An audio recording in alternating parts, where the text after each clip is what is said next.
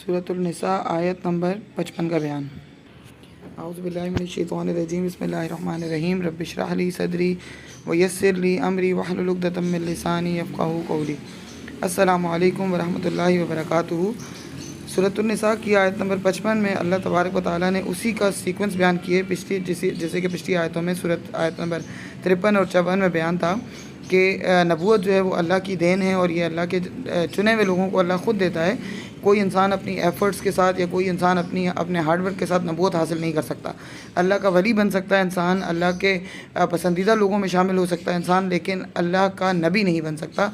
नबी ये एक ऐसी ब्लेसिंग है जो कि जिसके लिए अल्लाह ताला ख़ुद चूज़ करता है कि किसको देनी है। जैसे चाहे वो हम दुनिया के हिसाब से वो इंसान जैसे नबी करीम सल्लल्लाहु अलैहि वसल्लम थे, अनलेटर्ड थे, यानी उम्मी थे, उनको लिखना पढ़ना नहीं आता था, लेकिन अल्लाह तबारक व तआला ने उनको नबूवत के लिए चुना कुरैश में से।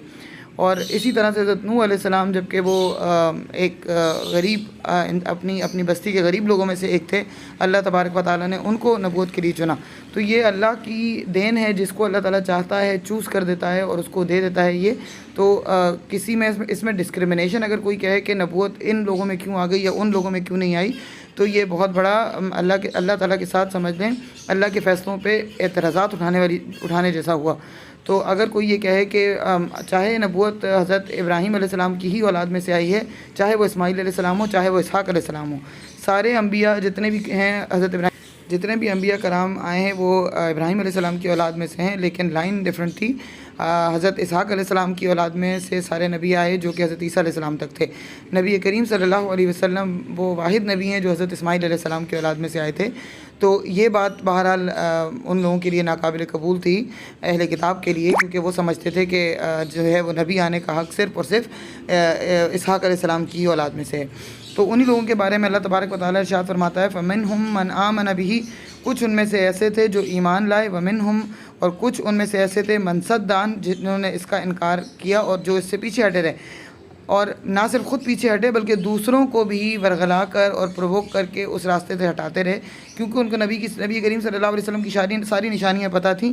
अगर वो गवाही देने वाले बनते तो वो अपने लिए बेहतर करते, लेकिन वो ना बने, तो उन्होंने दूसरों को भी रास्ते से हटाया और ख़ुद भी हटे। वकफ़ा भी जहन्नम साईरा, तो उनके लिए काफ़ी है जहन्नुम बुरा ठिकाना। तो ये सिर्फ उस वक्त के लिए 1400 साल पहले के लोगों के लिए नहीं था, ये आज के लोगों के लिए भी है कि जिसने हक़ को ना माना और जो है वो ईमान अगर हक़ पर ले आए फिर तो ठीक है, लेकिन अगर कोई हक़ को नहीं मानता और हक़ बात पर डट नहीं सकता, अपने फ़ैसले पर फर्म नहीं रह सकता, तो उसके लिए अल्लाह तबारक व तआला ने ख़ुद फरमा दिया कि काफ़ी है जहन्नुम।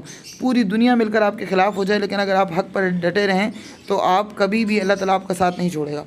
लेकिन अगर हम हक़ पर होने के बावजूद जो है वो डर जाएंगे वर्ल्डली पावर से, तो इसका मतलब है कि हमारा ईमान कमज़ोर है। तो ये हमारे ईमान की ताकत है कि अगर हम हक़ पर डटे रहते हैं। अल्लाह तबारक व तआला हमें हक़ पर डटे रहने की तौफ़ीक़ अता फ़रमाए। जज़ाकुमुल्लाहु खैर।